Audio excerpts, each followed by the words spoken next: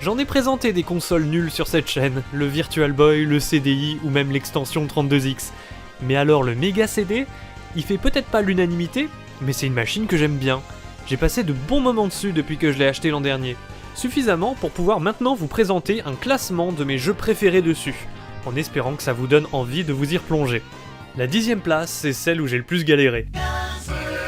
Donc j'ai choisi Panic pour son originalité. Ça ressemble pas à un genre de jeu traditionnel. Ce qui s'en rapproche le plus, c'est peut-être le point and click. Mais c'est pas vraiment les mêmes mécaniques. Le concept, c'est qu'il faut avancer dans des tableaux en appuyant sur des boutons. Mais alors, il y a aucune logique, c'est complètement aléatoire, absurde, et c'est justement tout l'intérêt. Tester quels effets imprévisibles ont réfléchi les créateurs pour chaque bouton. Le pire, c'est qu'il y a pas mal de contenu, mais après 30 minutes, c'est plus très drôle, je trouve. Je vous ai dit, j'ai eu du mal à trouver un prétendant pour cette 10ème place, mais je voulais pas être contraint de mettre par défaut un classique du support qui aurait mis tout le monde d'accord, mais qui m'aurait pas ressemblé. Typiquement, vous attendez pas à voir un Final Fight CD ici. Ça reste un top personnel après tout, et vu que je valorise de plus en plus l'originalité, c'est Panic que j'ai choisi, parce qu'il a le mérite de proposer quelque chose d'unique. Déjà par rapport à ce qu'on trouvait sur les consoles à cartouches, mais il se distingue aussi pas mal sur son support. Il tombe pas dans la facilité d'utiliser des full motion vidéo.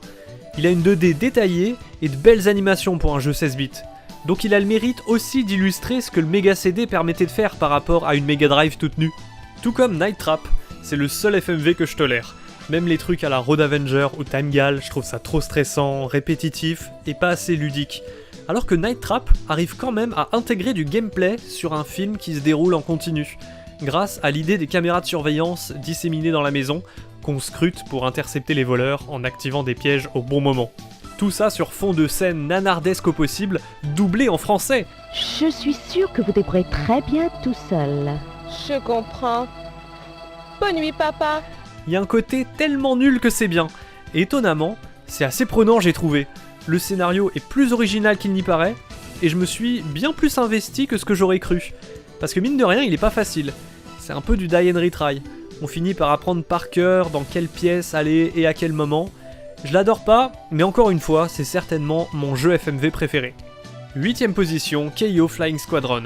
Si les deux jeux précédents avaient le mérite de proposer quelque chose d'assez unique au support CD-ROM, KO Flying Squadron, si on met de côté ces petites cinématiques bien réalisées, en termes de gameplay et de graphisme, ça s'éloigne pas trop de ce qu'on peut trouver sur cartouche.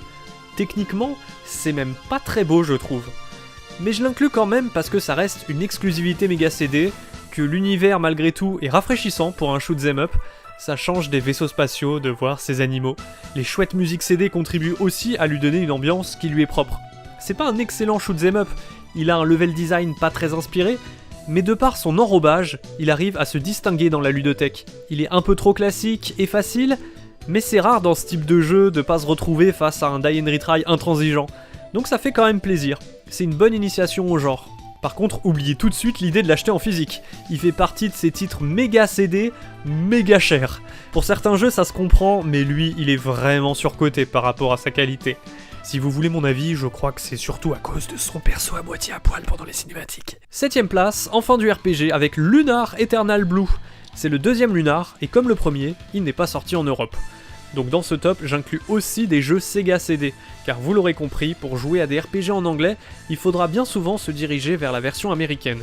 Donc ce deuxième Lunar, il ressemble pas mal au premier, mais il est plus abouti en termes de visuel, d'histoire et d'équilibrage. Par contre, je vais pas vous cacher qu'il faut aimer les RPG old school. Pour un jeu de 95, il est vieillot, avec ses nombreuses rencontres aléatoires et ses combats mous du genou. Le tout dans des zones labyrinthiques bourrées d'embranchements, pas toujours très plaisantes à explorer. Ça reste un jeu avec un bon niveau de production pour le support, mais faut savoir à quoi s'en tenir. Vi, par exemple, c'est un RPG aussi, mais ça sent que tout est plus cheap. Et pourtant, je l'ai trouvé plus addictif que Lunar. Il est hyper classique aussi, il y a la masse de rencontres aléatoires, faut faire beaucoup de grind, mais les combats s'enchaînent hyper vite par rapport à Lunar. Donc ça m'a pas dérangé, je me suis pris au jeu parce qu'il se prend en main facilement. J'aimais bien sentir mes persos gagner en puissance, réfléchir à comment optimiser chaque tour pendant un combat de boss. Jamais ils rivalisent avec les JRPG cultes de la Mega Drive, mais il y en a pas des masses sur Mega CD, et je dois reconnaître que Vi, il m'a bien amusé. Avec The Secret of Monkey Island à la 5ème place de stop, on commence à atteindre les jeux que je tiens en estime. Donc là, on arrête de rigoler. Enfin non, parce que c'est un jeu assez drôle. Je sais que c'est un classique sur PC, mais j'ai découvert la série pour la première fois, là, sur Mega CD. Il y a que cette version qui a été portée sur console à l'époque. Et ça fait bizarre de jouer un point and click sur console. En théorie, c'est compatible avec la Sega Mouse, mais croyez pas que j'ai ça chez moi. Donc ça sera à la croix, et franchement ça passe, parce que le titre conserve ses qualités, son ambiance, son univers pirate, et l'humour très original de ses dialogues. Faut juste être prêt à accepter les lourdeurs habituelles des point and click, plus la lenteur générale du jeu, qui est sûrement due à son âge. Lords of Thunder, en revanche, ça réveille. On est sur un shoot 'em up, donc c'est bien plus nerveux, et décidément, on contrôle toujours pas un vaisseau, mais un chevalier en armure qu'on peut upgrader entre les niveaux grâce à la thune qu'on a collectée. Et en vrai, c'est pas prise de tête, ça marche trop bien. Le jeu est pas évident, surtout à côté de KO Flying Squadron, mais alors en termes de réalisation, c'est pas le même niveau non plus. C'est agréable à contrôler, c'est beau, les niveaux sont mémorables, et les musiques, pololo, les compositions à la guitare sont tellement bonnes que je les écoute même en dehors du jeu.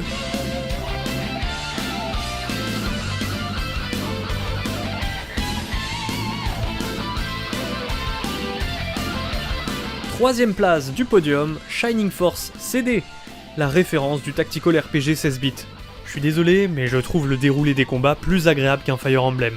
C'est riche en contenu, ça se joue trop bien, mais je dirais pas non plus qu'il est meilleur que les 2 épisodes Mega Drive.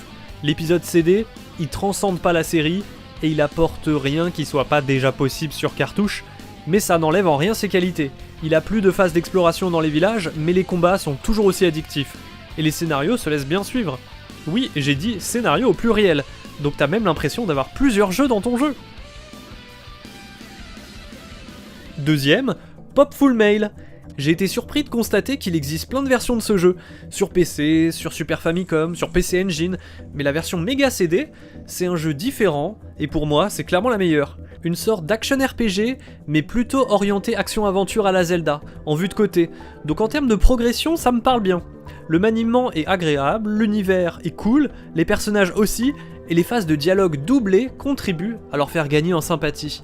C'est un produit de son époque, donc il est plutôt classique, sans grands principes compliqués, c'est à peu près ce à quoi on s'attend en regardant les images, et le level design est assez clair, c'est pas un Metroidvania où l'on se perd. Donc ça m'a plu d'avancer dans ce titre bourré de personnalité, et c'est pourquoi c'est mon deuxième jeu préféré du Mega CD. Numéro 1, essayez de deviner. Jeu emblématique qui commence par un S. Sonic CD, parce que j'adore quand un platformer 2D a des niveaux labyrinthiques sans aucune carte, en plus la musique... Non, je déconne! Snatcher, comment appeler ça? Un roman graphique interactif d'Hideo Kojima? Alors sous ce choix un peu snob, sachez qu'après y avoir joué 1 heure, je pensais vraiment pas qu'il serait aussi haut. Mais finalement, il a su me happer par son ambiance, son scénario, sa narration, sa bande sonore, son univers cyberpunk, qui est pas un style que j'affectionne particulièrement, mais Snatcher, je l'ai trouvé très immersif pour un jeu 16 bits. Une fois qu'on a digéré le fait que le gros du gameplay consiste à tester toutes les interactions possibles sur chaque écran, et croyez-moi, parfois il y en a beaucoup, ben après ça devient une routine, et c'est pas désagréable parce que les personnages et les dialogues sont réussis. Beaucoup sont doublés d'ailleurs, et ça contribue à l'immersion. Par contre, faut être à l'aise avec l'anglais écrit et oral. Mais c'est déjà bien, c'est la seule version traduite en Occident. On incarne un policier qui mène l'enquête sur les Snatchers, des robots qui tuent certains humains pour ensuite usurper leur identité en prenant leur forme. Ça, c'est un usurpateur en fait. Ils se mêlent ensuite à la population et deviennent indiscernables au milieu des autres humains. Donc ça crée des situations cocasses, avec des rebondissements bien amenés et des scènes riches en suspense. Ça ressemble vraiment à rien de ce que j'ai pu jouer sur Mega Drive, que ça soit dans les thèmes abordés, le gameplay, mais même dans la présentation. Les jolis plans de caméra fixe, la mise en scène avec les fenêtres additionnelles qui s'ouvrent comme une BD, et le soin apporté à l'audio et au dialogue. On sent que c'est une grosse production ambitieuse, ce qui était finalement assez rare sur Mega CD par rapport à la Mega Drive. Donc ça restera l'expérience qui m'a le plus marqué sur ce support, et une aventure qui démontre bien ce que le CD-ROM pouvait apporter de plus qu'une cartouche sur la génération 16 bits. On parle de CD, donc je me dois de faire quelques mentions honorables côté bande-son. Terminator, il a des musiques de très bonne qualité, on entend bien les solos de guitare. Mais la meilleure OST pour moi, ça reste Echo the Dolphin. Trop belle, trop chill, je l'ai bien plus écouté en dehors du jeu, tellement c'est bon.